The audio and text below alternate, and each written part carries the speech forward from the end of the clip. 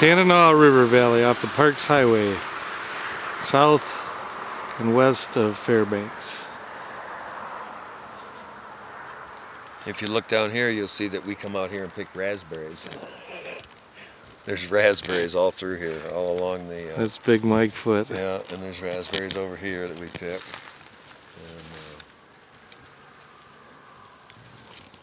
There's a forest fire burning out there in the outer valley somewhere. It would be that more that way, okay. So that's just rain over there. That's beautiful though. See, it's starting to lighten up. You can see the Alaska Range starting to pop through back there. Yep, Alaska Range is right over there. As the rain sweeps across. Fish Camp, and I'm very pleased to reintroduce Miss Ashley, who has patiently waited for us, and I don't know what we're in for this morning, but Ashley Nandadoja, good morning. Hello everybody, how are you? My Eskimo name is Kutuk, and my English name is Ashley. I'm a Nupiaq Eskimo. My family is from the village of Kotzebue, which is along the northwest coast of Alaska and about 140 air miles from Nome. Well, now, of course, up north, are the fish camps similar to the ones on the Tanana and the Yukon, which we kind of modeled this one after? Can you sort of take us on a tour? Well, since my family lives along the coast of Alaska, we use fish nets to catch our salmon. But this is very typical of what you would see along the Tanana and the Yukon River during the summer months. Traditionally, families would pack up and head up to 30 miles to their own personal fish camp. The main focus of an Athabascan fish camp is the fish wheel, like the one we have here in the water. Those allow the Athabascan people to efficiently catch their salmon. On shore, you can see some canvas wall tents. Those are what we would stay in while at fish camp. If it got a little bit chilly, we could build a campfire right inside. Right next to me on shore are the outdoor air drying racks. This is where we hang the salmon before it goes into the smokehouse. The smokehouse is the large permanent structure that's behind me. It's the key to turning the salmon into a lightweight, dehydrated, and preservable food source. Next to the smokehouse is a cache, and those structures are used for storage. Back over by the canvas wall tents are some dog houses. Those are there because each family would bring their dogs to fish camp. They act as an alarm system in case large game animals come into the area. Well, of course, that's a good job for the sled dogs, plus they eat a lot of the softer parts of each individual fish. And you don't have to throw it away. Now, you got a head start on this guy. What's the process like? Well, here in the interior of Alaska, we get 2 runs of the chum, but we only get a single run of the king and the silver, so we like to feed this one to the dogs. I've already cut the head off, and I filleted the fish, leaving it attached at the tail so that we can hang it from the air drying rack. There's still quite a bit of meat that's left on the backbone, so right now I'm going to cut that off so we can save it for a stew for the dogs. Now, if this were the head of a higher quality salmon, I would save this to make fish head stew for our elders, which is considered a delicacy. Really? Well, that's nice of you, but us elders kind of want to know what fish head soup tastes like. I don't know. I'm not old enough. Oh, okay. That's fair. Well, now one more step, and then we head to a new destination. What do you call this? Right now I'm scoring the salmon. That's making diagonal cuts into it until it reaches the skin of the salmon. It allows it to have a larger surface area, and it also allows the smoke to get further into the salmon. Really speeds up the drying process, and this is all done, of course, with natural fresh air and no refrigerant or chemical. Nicely done. Now, are you headed right into the smokehouse with that guy? No, I'm not. We never like to put a wet dripping salmon straight into the smokehouse because it'll mold. So right now I'm going to hang it from the air drying rack. And on a nice day like today, it doesn't need to be out here very long, just till it develops to a nice glaze. Then once it's done air drying, we'll rotate it into the smokehouse where it'll be in there for up to 2 weeks until it turns to a fully dehydrated salmon like this one, which weighs less than a pound. Well, now there's no weight to that at all, and yet you don't lose any nutrition. So your granddad or uncles could pack the sled basket with a lot of good food for the dogs. But how do you fix it for folks? We actually do several things differently when preparing our own salmon. First, we like to use a higher quality salmon, such as the king, the silver, and the sockeye salmon. We like to wash ours very well. Then we could delicately cut ours into thin strips like these. Keep in mind that each family has their own traditions, but here we like to soak ours in a salty brine solution of brown sugar, honey, and salt. Then when we rotate ours into the smokehouse, we won't leave it in there as long, so it still has a nice soft texture to it. We also like to smoke our salmon with a sweeter wood, such as the alder wood. For dogs, we use spruce wood, driftwood, whatever we can find. They aren't too picky. No, they're grateful but not picky, but we are certainly grateful to you for a great beginning, and that's a good recommend on that alder wood smoke, too. Now, what can folks expect as we get ready to step off the boat here? Well, the guides that you have met on board the boat will be taking you to 3 short stops. I'll be here at Fish Camp during your free time to answer any questions. It is now migrated over to our right. You'll see some tall spruce trees. That's where the main channel is today. It's got a lot stronger current than you see here. Well, as a result, this current is slacked off, and so this is why we're getting the sandbars all of a sudden here? Yes, that's exactly true. Now, you can see certain patterns on the surface here, little whirlpools and ripples and things, and what does this tell you as you look at it this morning? Well, you know, it takes a long time to learn how to read the surface patterns and what is actually under there. You can read the water a lot better when there's actually more current. You'll see that there's just a little bit of trickle coming down here to our right. Directly behind us, you'll see some really calm water, real flat, a lot of stumps in it. And that tells me that it's really, really shallow there. If we were to actually have to pick a channel, I would pick this one right up to our right here and go up through there. Well, now, of course, you mentioned the main channel is back here along the tall spruce trees.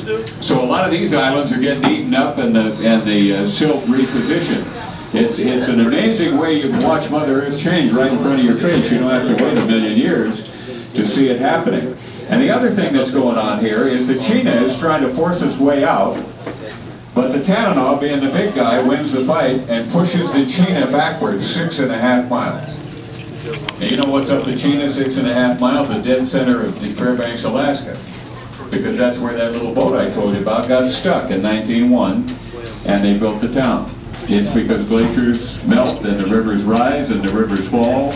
Rivers rise in the spring and summer. They fall. They go down again when the glaciers freeze. And that's been going on for millions of years. That's nothing new.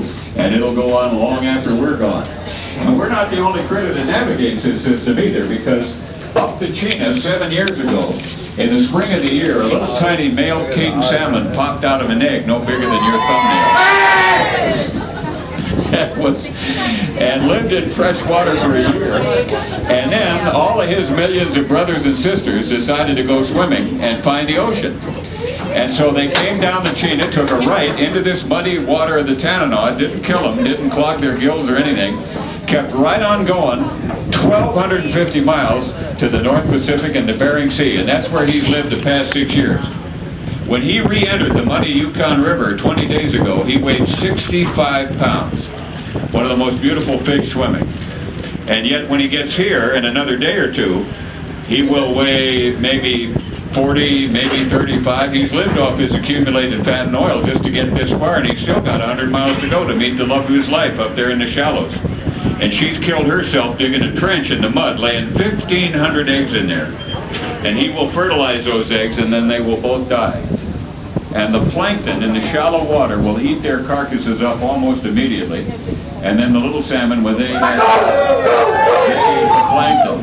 And so that's how we have lots of salmon to enjoy. And we do. Actually, we do. Dr. Molly's going to bring you a couple extra pens, I know, because I tried to tell the folks the Granite story real quick, but I can't do just the four-wheeler ride.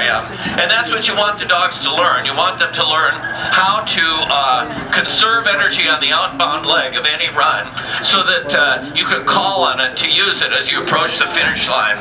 In any marathon, it takes that reserve energy to hold off competitors coming from behind and stay ahead of and to pass teams that might be in front of you. It's a great team with a great future. I'll tell you more when I get back.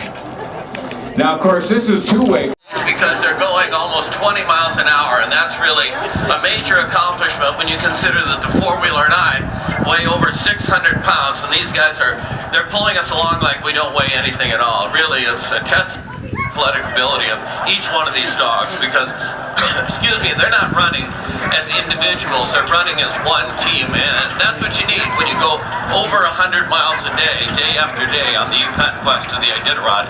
It's true teamwork. I have to give them a command, and I'll call you on the way back. Up! Now, I just said ha. He's been talking the whole time, but the dogs didn't slow down. They went in a straight line. Up front, it's really easy to do because we'll start hooking them up, and it doesn't really matter how many we hook up. We can hook up like 10. Today we're hooking up 10, but there'll be times when we run up to 20 dogs in a single team, and that means the leaders are out 100 feet in front of us, but we can still, with that great relationship, safely negotiate the corners on the trails. Now, as you're starting to notice as well, and that is, with each dog I add, I'm adding more power. So I don't need any extra power in this four-wheeler that I'm substituting for a sled. So I modified it in a couple of ways. Number one, I removed the engine. You can see there's nothing in there. Number two, I've reinforced these brakes. But if it wasn't for the fact that I've got this rope that I've tied off into the ground here, I'd be out the gate already. So as soon as we get those last dogs in harness, I'm gonna take off, and then I'll give you a little call from the other side to let you know how the run's going. Okay, hang on tight, Dave. There he goes. Now, see how quiet it gets? Look at that acceleration. They are blasting out of here.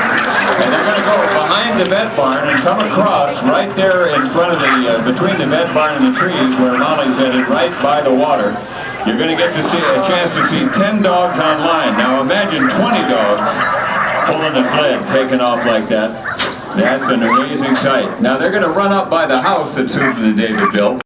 Bush Pilots is going to fly for you in a minute. He's downriver on floats in a 1950 Piper Super Cub, and he'll take off, fly a circle around the boat. We'll talk to him on the radio. His name is Steve Knatzer. But right over here on the left, now look at this real estate over here. This looks like somebody's backyard and driveway, but you know, if you're a pilot, that's a 900-foot airstrip.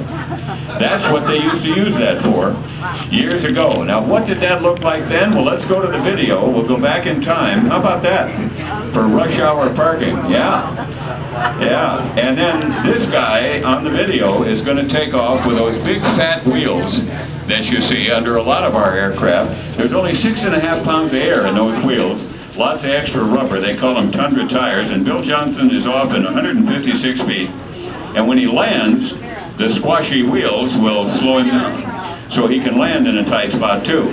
Like this one. Missing the septic tank pipes and the other airplanes and the canoe and the trucks and the kids and their toys and the plastic geese and anything else that's out there. So Steve Knatzer, this time of year, our pilot this morning, he likes to put the big floats or pontoons on his aircraft because Minnesotans, I love your license plate, but we have 3 million lakes in our state and a whole lot of rivers that are thawed out. And so you see, this is a good way to go when the rivers and lakes are in a liquid state. Now, he's going to come right at us on the left-hand side. He'll take off pretty close to the bow of the boat and then fly around us and land, a very dramatic landing. And as I mentioned, we'll talk to him on the radio. So we have lots of room. If you want to stand, just make sure there's nobody behind you trying to take a picture of your bottom. Here he comes. On the left. If you're on the right, you can see him on the video. Ray's got him dead center. And this is a lovingly restored airplane that is still super functional today. Steve Knatzer. Now we'll keep him on the video. While he's getting ready to land, to underscore the importance of these pilots today, the fellow you saw flying the video on the big tires, his name is Bill Johnson. He lives over by the runway still. He parks his plane. You just walked across. It's floating on 32 pieces of Trans-Alaska Oil Pipeline pipe. They didn't need in the line.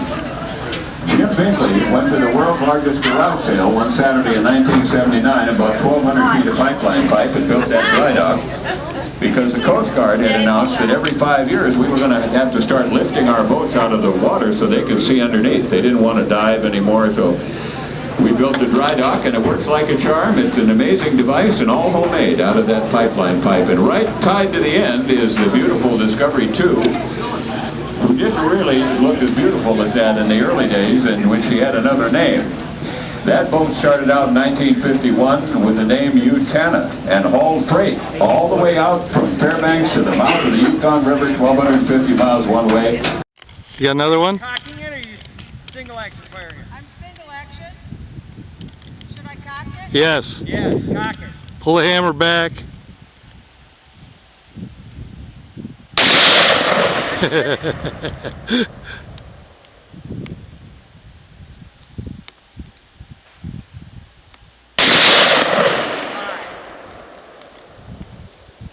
think I'm done, right?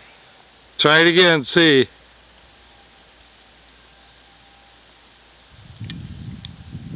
You didn't flinch.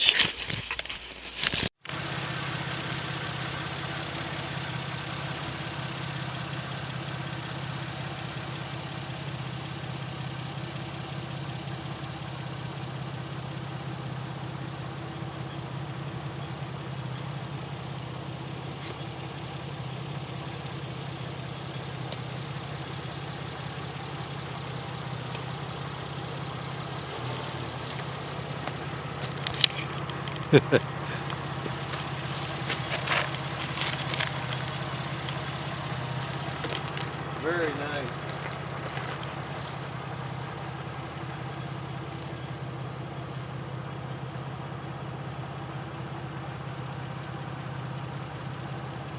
Murphy Dome Road extension on the way to Murphy or Minto Flats.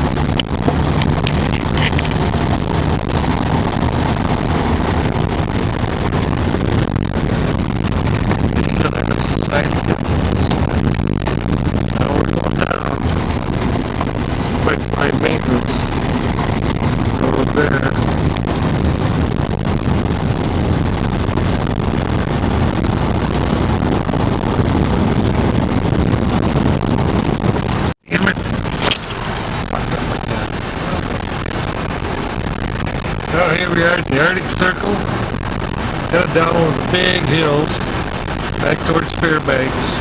Up that big hill on the other side over there, too. Yep, then we'll go up the other side over there.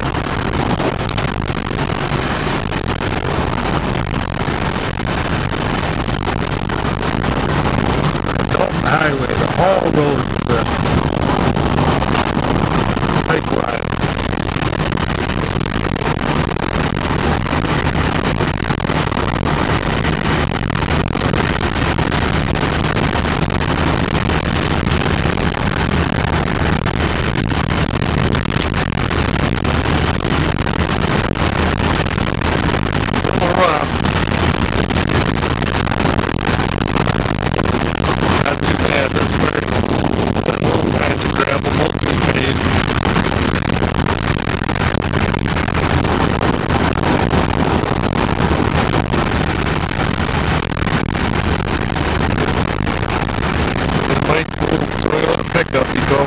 road. Let me go down.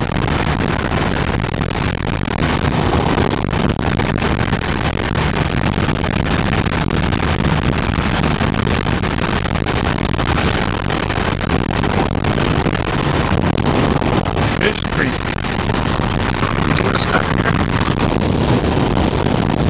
Doesn't matter.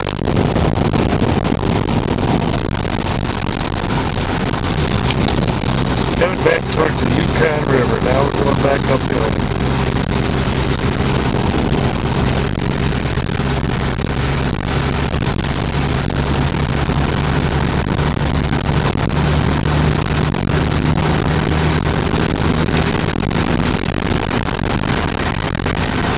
See the dust up ahead. Part of it's gravel.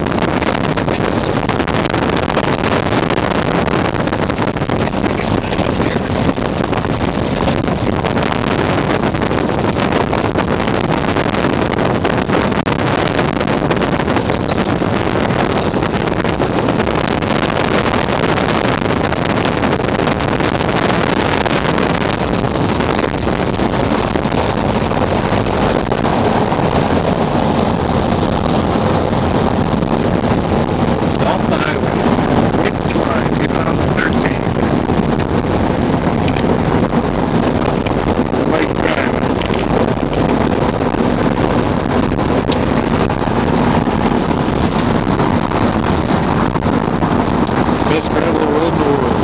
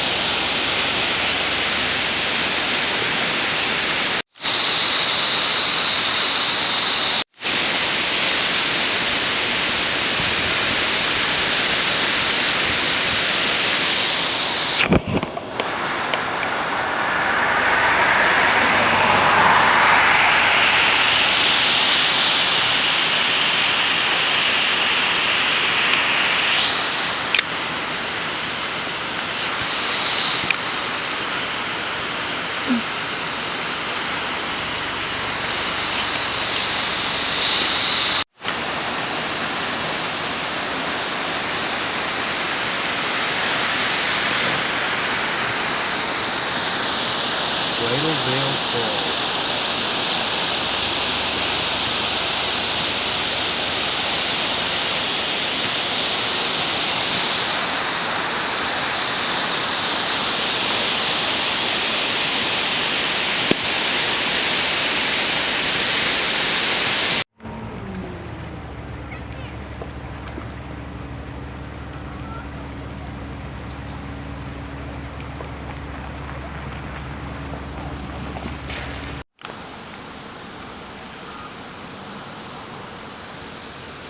There you go, no cars.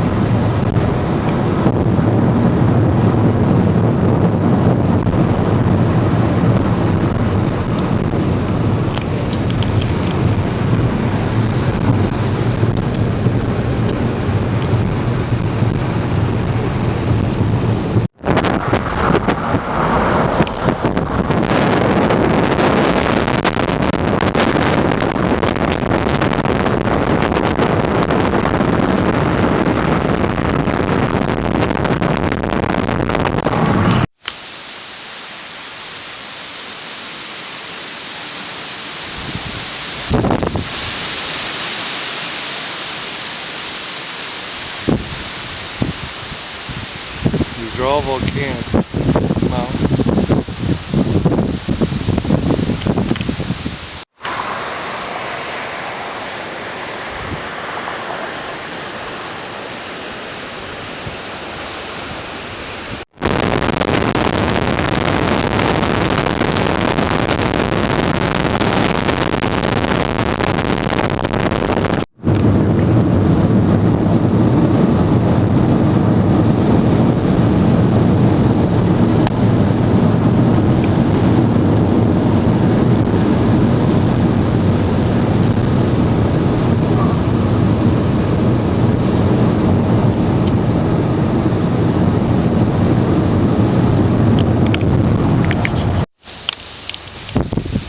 Bull moose.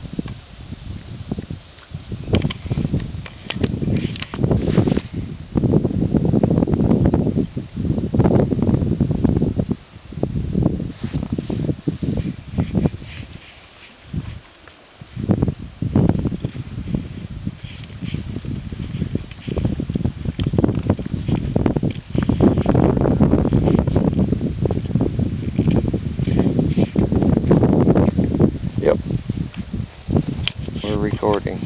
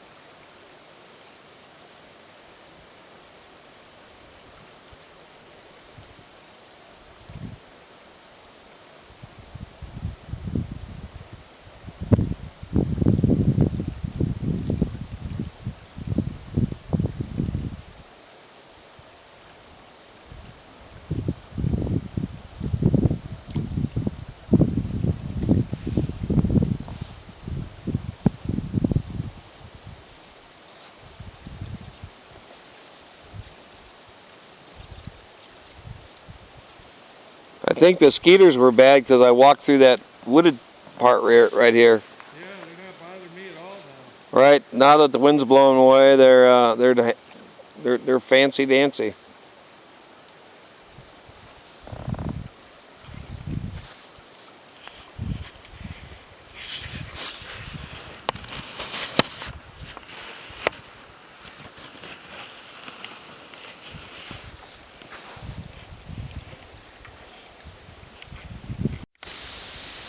Here's Mike. We're fishing on the, what river is this, Mike? This is the Chattanooga. Chattanooga River. Fishing for a native grayling. Catching a few, not very big. But it's the longest day of the year, June 21st. 2013. And, You say 1974? yeah, something. Yeah, we're in a different time zone. I don't know. Weird. Different year too. It seems like you can't tell what year it is. The way it looks here looks just like it did in 1974 when we were first here. So, beautiful spot. Come on, Mike, catch a fish. Tell them though that 2 weeks ago I would have been standing underwater. Yeah. Under probably 3 feet of water. It's amazing that those fish just make it through all that torrent and everything, you know? It's just amazing that they make it through all that torrent. Ooh, good cast. Boy, you ought to be able to haul one out of there. Nice one for dinner. Come on. Bite. That was my best presentation so far over there. Yeah, it was.